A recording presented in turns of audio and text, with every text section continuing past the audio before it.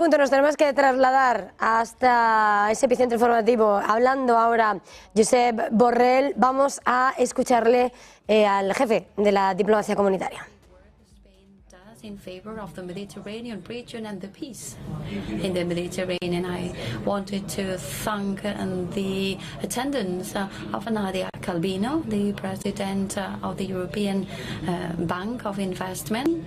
Its contribution is going to be decisive to boost our cohesion policies in the Mediterranean region. Thank you very much, Secretary General, my co-chair, the Minister of Jordan, and all of you. We know that our common Mediterranean is on the edge. We know the dire situation. The Spanish minister has described it very well, very in detail. I am not going to repeat his explanation because I share completely his approach. Just to remind that there is another focus for us Europeans, which is Ukraine, where the Russia illegal war of aggression has existential implications for us, but it has not altered our strong commitment to our partners in the south. Not before the 7th of October, not after. Our southern neighborhood has always been one of the main points of focus for the European Union. But we know the situation on the eastern shores of the Mediterranean. We know very well how Israeli extremist ministers have engineered repeated violation of the status quo of the holy site.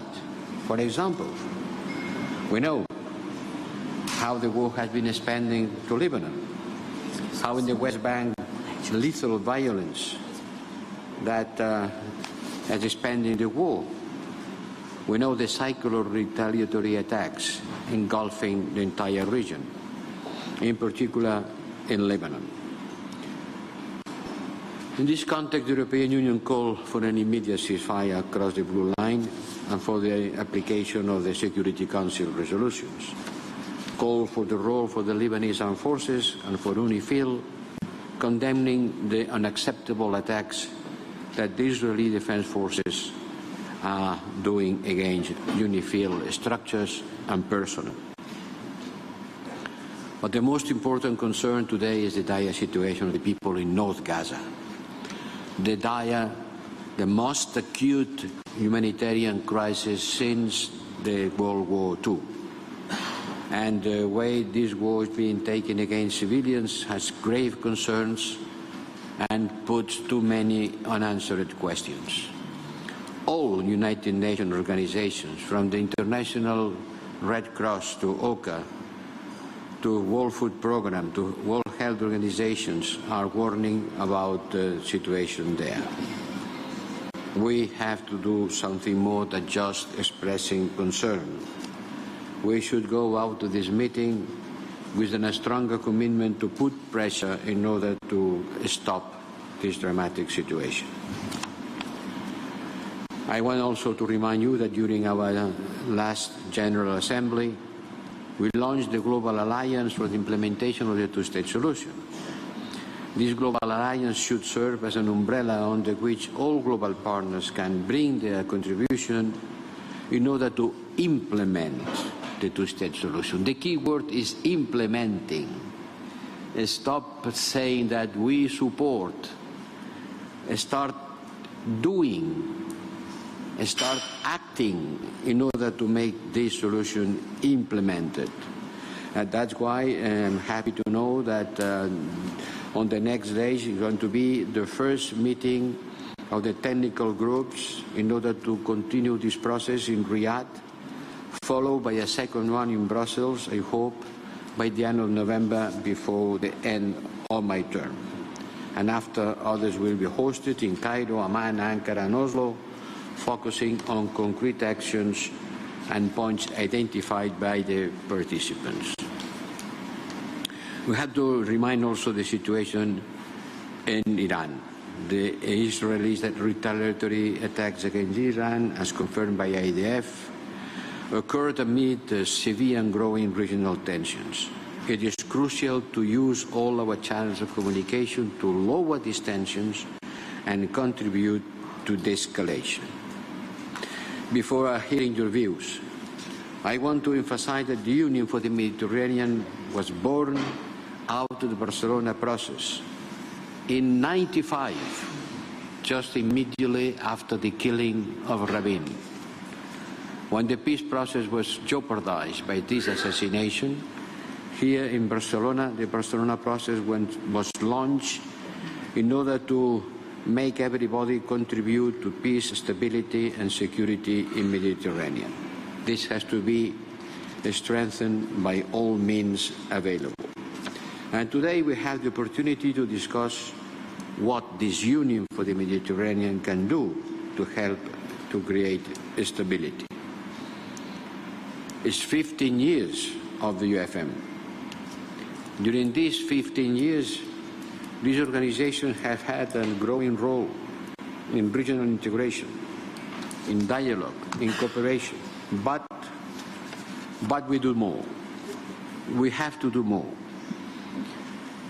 The UFM was created from a shared political will to revitalize efforts to transform the Mediterranean area into an area of peace, democratic cooperation and prosperity. That's where the words of the Paris Summit Declaration in July 2008. How far we are of these objectives. We need to bring back to this spirit today. Today is the moment to launch a new wave of reforms on this organization in order to make it stronger and able to contribute better to policy shaping, bringing concrete solutions. We, European Union, will remain committed to helping reform and strengthening the organization. But it has to be done. The Secretary General and the two co-chairs has to actively push for reforming this organization. Otherwise, it will be slowly becoming not able to fulfill the mandate given in Paris in 2008, following the crisis of 1995. This is my hope, and this is the commitment of the European Union. Thank you.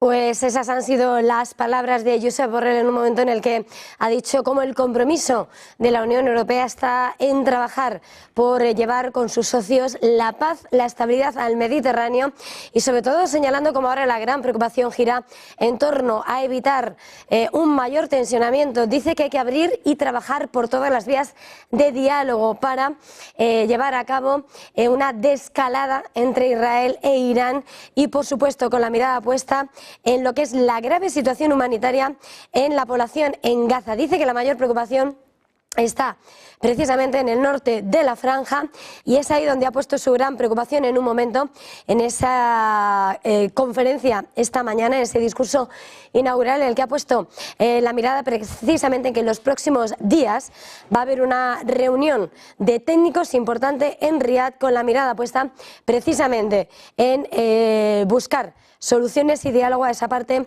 a esa tensión en Oriente Medio y en ese discurso está hablando en esta conferencia de la sociedad civil Euromed, recuperando esa humanidad compartida, como señalando que la Unión Europea sigue muy centrada en esos grandes asuntos de preocupación, por supuesto, con la guerra en Ucrania, pero por supuesto ahora mismo en la situación mirando a lo que es la tensión en Oriente Medio y ese llamamiento a que hay que hacer más, que tienen que hacer más desde el Mediterráneo para avanzar en la estabilidad y en la zona. Con todo esto, vamos a acercarnos